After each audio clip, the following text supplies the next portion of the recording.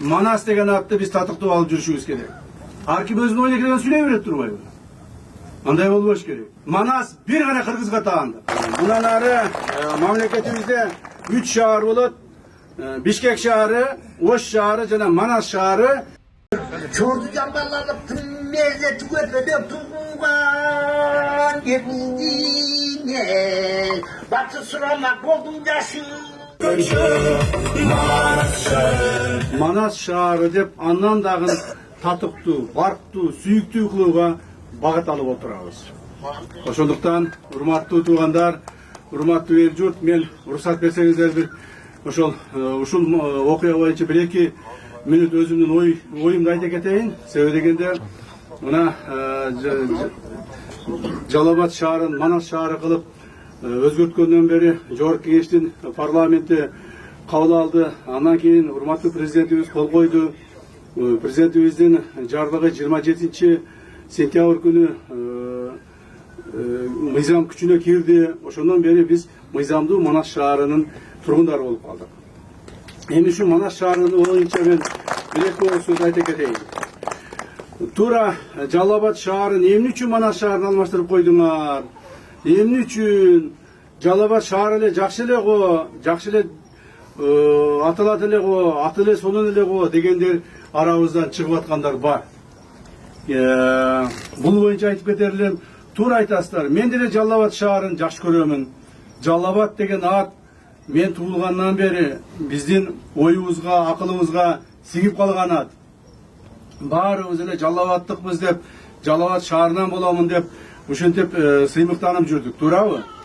Бирок, урматтуу туугандар, биз мунун баарыны мамлекетибиздин эртеңки стратегиялык келечегине багыт алып атыбызды өзгөртүп атабыз. Жалал Абад шаары жаман аттыгынан эмес, Жалал Абад шаары мындай жаман угулатырганан эмес, биз эртең мамлекетибиздин келечеги үчүн, мына азыркы жаштарыбыздын эртеңки мамлекетибизди сактап, коргоп, аналар улантып кете турган балдарыбыздын келечеги үчүн Манас шаары деп өзгөртүп атабыз. Менин деле кайсыл бир деңгээлде мына ачык айтайын, өзүм мындай бир эме болуп атам, толкунданып атам. Бирок ошол эле мезгилде келечеги үчүн, мамлекеттин келечеги үчүн, шаарыбыздын келечеги үчүн, мамлекетибиздин бүтүндүгү үчүн биз ушул кадамга бардык. Демек, Манас шаары буюрса мындан ары бул Жалал Абад дегенде жана айтып өткөндөй, Манас бул ар бир кыргыздын, бир эле Жалал Абадтыктардын эмес, бир эле ушул Жалал Абаддын тегерегинде жашагандардын эмес, бүткүл кыргыздардын, дүйнө кыргыздардын эсинде, акылында, жүрөгүндө Манас деген сөз бар. Мен кыргызмын дегенин ар биринин жүрөгүндө Манас деген сөз бар.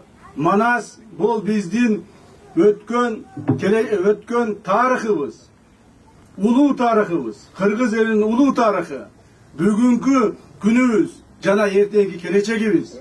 Манас бул биздин кыргызыбыздын айбаты. Муну туура түшүнбөгөндөр башкача сүйлөп атат. Айтып коеюн. Манас бул кыргыздын айбаты.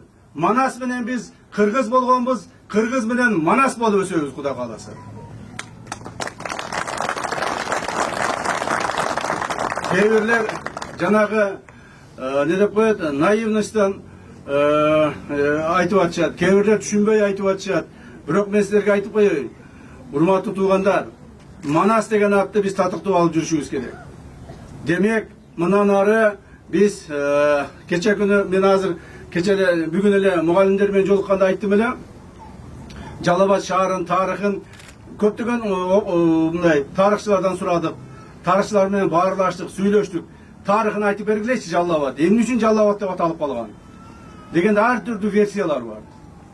Бирөө айтат, бул баягы мусулман китептерден алынган аттардын негизинен деп калат. Бирөө айтат, Ферганадан келген бир кишинин аты экен деп калышат. Дагы кече болсо бир жомокчу саясатчы айтып атат, ушул жерде дейт, ушул чөлкөмдө бир хан жашаган экен, анын 5 баласы болуптур дейт. Бирөөсүнүн аты Жалал Абад, Түрк Абад, Бек Абад, Кампир Абад деп каяктагы жомокторду айтып атат. Мен биринчи рет уктум ушуну бардык. Ар ким өзүнүн оюна келгенин сүйлөй берет турбайбы? Андай болбош керек. Ошондуктан ал эми Манасты эч ким эч жака бурмалай албайт. Манасты эч ким өзүнө таандык кылып бурула албайт. Жалал Абадты да канча жолу талашып жүрүштү. Талаштырбайбыз. Манас бир гана кыргызга таандык. Ошондуктан Манас деген атты ушул жерге мына сайдык биз дагы. Кудай кааласа. Мындан ары, урматтуу туугандар, Манас шаарыбыз өнүгүп өсүш керек. Манас шаарынын атына татыктуу болушубуз керек. Жанагыдай түшүнбөй, анча-мынчалардын сөзүнө кирип кетип, аркы беркилердин сөзүнө кирип кетип сүйлөгөндөр ойлон кулагын. Кыргыздын тарыхын ойлон кулагын. Кыргыздын келечегин ойлон кулагын. Күйүп турган, жанып турган күндөрүбүздү ойлон кулагын. Ошондо биз баарыбыз акылыбызга кайтып келебиз. Акылыбызга кайтышыбыз керек. Эми мындан ары Кудай буйрса, Жалал Абад шаарынга татыктуу болуу жагын айтайын. Бул, то есть Манас шаарына. Көрдүңөр, мен Манас менен Жалал Абадты аралаштырып айтып атам. Себеби бул дилимде ушу Жалал Абад деп калган. Манас шаарына, Манас атына биз татыктуу болушубуз керек. Дагы бир айтып атышат, мына Манас бул таласа коюлуш керек эле. Манас таластардыкты. Андай эмес туугандар. Манас таластардыкты эмес. Манас кыргыздыкы, бүтүндөй мүлдө кыргыз журтунуку. Так. Мүлдө кыргыз журтунуку Манас. Манас таластыкы дагы, Манас нарындыкы, Манас чүйдүкү, Манас көлдүкү, Манас Ош Баткендики, жана Манас шаардыкы, Жалал Абадтыкы. Ошондуктан Манас мүлдө кыргыз деп туруп мындан атап кетишибиз керек. Эми Манас шаарына татыктуу болойлу. Манас шаарынын атыны бийик кармайлы. Ушу Манас шаарынан жакшынакай элибизге, журтубузга кызмат кылган, элдин журттун туусун бийик көтөргөн, башка элдердин алдында башын бийик көтөргөн уул кыз жигиттерибиз өсүп чыксын. Мына ушул жерде Манас шаары азыр Жалал Абад шаары ушуга чейин облустук деңгээлдеги шаар болуп келди. Муну жакшы билесиздер.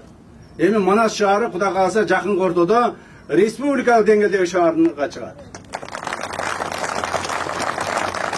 Мындан ары мамлекетибизде 3 шаар болот. Бишкек шаары, Ош шаары жана Манас шаары бул республикалык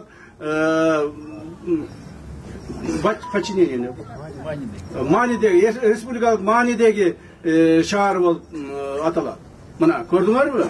Эми биз Кудай буйрса биздин шаарыбызга бир эле Жалал Абадтыктар эмес, Кыргызстаныбыздын бардык 4 бурчунан келген адамдар келип жашап, ушул жерде өнүп өсүп, шаарыбыз гүлдөп, шаарыбыздын жанагы саны өсүп, мына өзүңүз деле көрүп атасыңар. Бүгүнкү күндө эң көп акыркы маалдарда саны өскөн шаар бул Жалал Абад шаары болуп атат. Адамдардын саны өскөнү. Себеби адамдар көрүп атат. Бул жерде инфраструктура жакшырып атат. Адамдарга ыңгайлуу жашоо тиричиликтин түзүлүп атат. Мүмкүнчүлүк түзүлүп атат. Иш орундары камсыз болуп атат. Ошондой маселелер чечиле баштады. Мындан ары алар дагы бир нече эсе көбүрөөк чечилет. Ошондуктан урматтуу туугандар, урматтуу эл журт, мен сиздерди дагы бир жолу ушу Манас шаары менен биздин мамлекетибиздин ушул биз сыймыктанышыбыз керек. Кыргызстан ушунчалык чоң Кыргызстанбыз. 7 облусубуз бар. Кыргыз элибиз бар, кыргыз журтубуз бар. Ошонун арасында Манас деген ат биздин шаарга келип конду. Котуктайм баарыңызды. Урматтуу камчы Кудашай, урматтуу аксакалдар, Манас девасын жандырып берүүгө чакырабыз. Кана басыңыздар, аталар.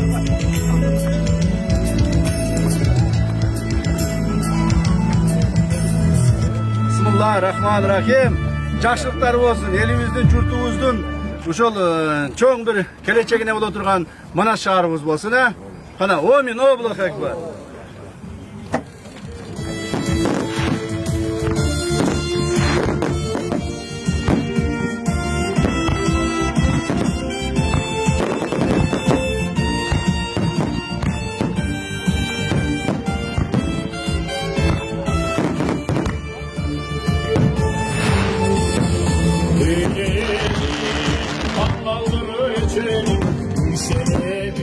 tinch bolingizlar. Bayramingizlar menен dagы.